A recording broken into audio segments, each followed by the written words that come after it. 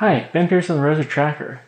Today, SpaceX is fixing to do something that's absolutely historic. Their most important launch that they've ever done, and that's even a quote from Elon Musk. They're planning to launch 2 astronauts to the International Space Station. This is the culmination of many, many years of SpaceX trying to push forward the boundaries, and they're looking here, hopefully, assuming all is successful, they'll be the first private company to design their own spacecraft and send it to the International Space Station. Previous companies have built NASA spacecraft, but NASA had a lot of say into it. This one, NASA just took a review and let SpaceX basically design it themselves, with a lot of help. But still, absolutely historic launch. And I'm really excited to see this. SpaceX has had a crazy history over the last 20 years or so. I wanted to talk a little bit about that from the perspective of a person who really has kind of grown up with SpaceX. I've actually had some similar dealings and some of the same problems that SpaceX had in the early days. And I wanted to talk to you guys about a history from the perspective of space enthusiasts. So the idea for SpaceX really started in 2001. They were looking to find a spacecraft to send a mission to Mars. And by they, I really mean Elon Musk, because nobody else really cared to do this. He wanted to help to push humans to Mars and to get people excited about NASA. And this was his original idea as kind of a philanthropist method. He went to the only relatively inexpensive launch provider at that time, which was Russia with their DNEPR rocket. This rocket, by the way, is the same one that would launch and ultimately crash my CubeSats that I worked on when I was a student. And it was during the same time period, so I kind of had some kind of a sense for this, that it was going on. Now, I don't remember exactly when I first started hearing about SpaceX. I know for absolutely certain I had heard of them in 2006, and I think I had some concept as early as 2003. Now, in this time period, in the really early days of SpaceX, which was in 2002, they were building a rocket. They were trying to find a place to launch it. And the only place that they could find, they had to be in the United States because of ITAR, but the only place they could find that would let them launch it was a base in the middle of the Pacific Ocean, basically land that was run by the military. It's crazy what they had to do. They built an entire launch pad at an atoll, middle of the ocean. Somehow they managed to pull this off. Huge kudos to them. And while they were doing this, they were still trying to figure stuff out. Now, their first rocket, of course, was the Falcon 1. I remember being really excited about its potential to launch CubeSats because that's what we were developing at the time. I went to the Small Satellite Conference in 2006, and this is where I can say I really know SpaceX, started following them closely. There was a company there that I wish that they would have let me keep a picture. I took a picture of it at the time, but they had this payload adapter where you could stick some CubeSats, you could stick some small sats, and one largest small sat onto it. And it was designed to fit into the fairing of a Falcon 1. And this would have allowed us to get these CubeSats off the ground. CubeSats have had a long history. The real short version is they started to be a concept in the late 1990s, I believe, to early 2000s. And a lot of students had these built on the ground. The original company that was going to launch these, they went bankrupt. And so a lot of universities, which were the primary consumers at that time of CubeSats, were left trying to figure out what to do with these. So it ended up that we launched them with Cal Poly on a DNEPR rocket that crashed into the ground in 2006. But that's another story. So from that point in time, I started to really follow SpaceX and to carefully watch them. They had 5 launches of the Falcon 1. The first one didn't go so great, neither did the second one. The third one almost made it to orbit. In fact, I think it technically did orbit, although it was much lower than it intended. Basically what happened is the 2 boosters separated, and then the lower one was still thrusting a little bit. It ran into it and blew up. Well, it didn't really blow up. It just kind of knocked around a little bit and didn't work as it was intended to. That's bad stuff. Their fourth launch which they did not have any kind of a useful payload, just a dummy payload, was successful, and they launched a fifth one where they launched with a commercial customer, and thus they were able to do something useful. The Falcon 1 is somewhat larger than Rocket Lab's rocket in terms of its payload capacity, but it's still pretty small. You can't do a ton of stuff with it. But it's a pretty neat little rocket. Or at least it was. They decided to kind of go all in with the commercial cargo program, which started to be kicked off in earnest in, I think, 2007 or 8, where they would carry goods to the space station. They canceled all of the Falcon run rockets. There were a number of customers with them. The most notable, and the only one who really continued long-term I'm aware of, is Orbcomm. But there was also a design for a Falcon 5 that would be somewhere between a Falcon 1 and a Falcon 9 with 5 engines, presumably. That one never got off the ground. MDA was their biggest customer, and they later launched on the Falcon 9. Orbcomm later launched on the Falcon 9 as well. They got somewhat of a discount for that, actually, which is pretty neat. But as a whole, these rockets continued to evolve.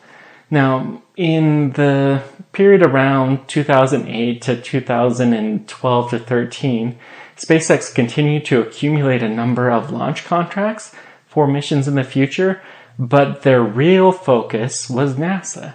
SpaceX and NASA have really helped each other out quite a bit. It's pretty fair to say that SpaceX would probably not be a company without NASA, and they certainly wouldn't be launching people to the space station without NASA. Of course, that kind of goes without saying, but still. SpaceX has learned so much from NASA, and they benefited enormously from that partnership. The first 5 launches with the Falcon 1.0 that had the square octaweb were Dragon capsules going to the International Space Station, or at least test articles for that. But still, they continued to push forward extra customers, and eventually they started to really have some success. They're always a little bit of a distant player with their mind in the skies. When I was about 2012, 2013, 14, it was a pretty well-known secret that SpaceX intended to go to Mars. That was their real goal, although they hadn't stated anything publicly at that point in time. But this was pretty well understood that this was their ultimate goal. And in fact, I know somebody who talked to some NASA engineers, and they said that they could actually take the original cargo mission for the space station, the Dragon cargo, and they could find a number of things that were looking with an eye towards Mars. That's why they had a re-entry system, because they always had intended to do something similar to going towards Mars. That was always their goal, and they were developing things as such. Now, once we start to get into the 2014, the Commercial Crew program is starting to be a success, and SpaceX is starting to ramp up their number of flights. They started to launch some of the really early manifest missions. This is when some of the Orbcomm missions went, the MDA mission went for Canada, the Iridium mission started to being launched, and a few of these other ones, SES, that were starting to push forward. The rocket began to evolve, which is pretty unusual. You didn't really see rockets evolve that much, although the design changes were fairly minimal. The biggest change by far was going from the 1.0 to the 1.1, where they went to the octaweb design that they currently do instead of the square tic-tac-toe type grid. I forget what the name of it is, a rectangular grid that they had before. But they're starting to really push things. Once you got into about 2016, then SpaceX was trying to land rockets, and they actually started to succeed. They started to have some success. They even had some success as early as 2014. I know from people I've talked to that some of the parts from some of the early Falcon rockets were actually recoverable from their early landing attempts in the water. And for instance, some of their composite overwrap vehicles that they had some issues with in that time period, they were able to take the flight ones and to take them apart and look at them real carefully to see how they behaved while they're in flight. So they were already starting to gain a little bit of advantage even that early. Okay, so 2015 came. At the end of the year, they managed to successfully land a Orbcomm stage for their last mission that they had for their OG-2 constellation. They were able to land at land, and we had an orbital class booster that landed. Of course, a month earlier, Jeff Bezos had landed one with Blue Origins, but it wasn't orbital class, it was just suborbital. Still a pretty significant accomplishment. The Commercial Crew Program had started to kick off. It really had its roots as far back as 2004, same as the Commercial Cargo, as a replacement for the Space Shuttle. It was supposed to be done in 2014-15. Well, SpaceX, we don't remember it much now, but they were really, really, really delaying back then. And right now, they're limited in their launch capacity by their customers, not by the SpaceX. But back in the day, the rocket was one of the most significant, if not the most significant, delaying factor to not launching more frequently. Okay, so they started working on the Commercial Crew Program, and we're kicking that off in full earnest. The 2014 day, that came and went. That would have only happened if we had some significant funding. The funding just never happened in that early stages, but it started to happen towards the end of the Obama administration and has continued throughout the Trump administration to the point where today SpaceX is launching a rocket to the International Space Station with hopefully 2 humans on board, and hopefully everything goes spectacularly. I'm sure it will. They've really been working hard. Meanwhile, SpaceX has continued to make some significant advancements. After the Starship program was unveiled, it was called the Interplanetary Lander, I believe, back then, the IPL. Just changed names a bunch of times over the years. After that program had continued for a while, they finally launched Falcon Heavy. Now, Falcon Heavy was supposed to launch in 2013 or 14.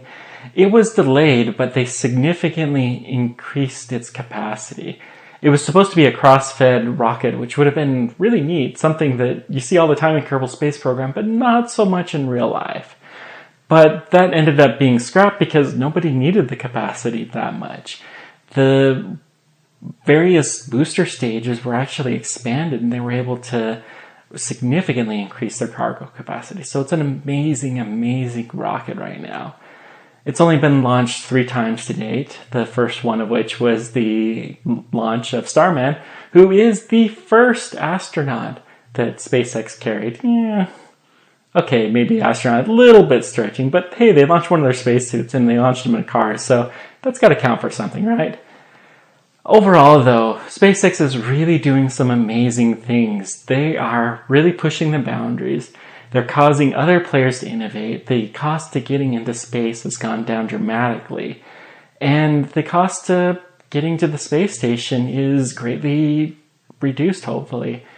Russia has been charging an arm and a leg to get there, something, I think, $80 million or something. We don't know exactly how much SpaceX is going to charge, but call it $45-50 million. It's a huge improvement, and they're really making some strides there.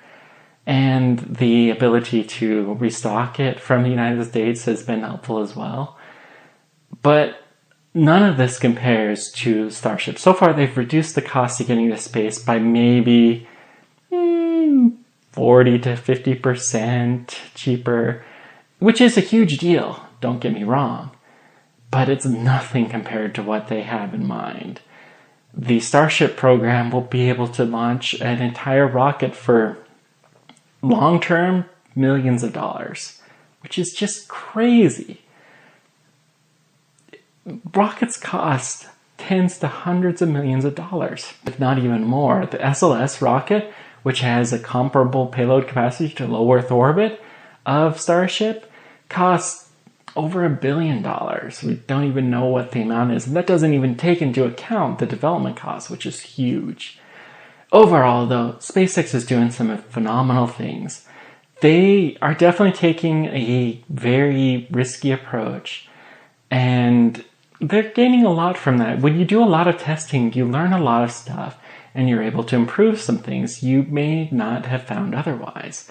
The Dragon capsule, for instance, they learned that the parachutes had some issues in some certain weird conditions.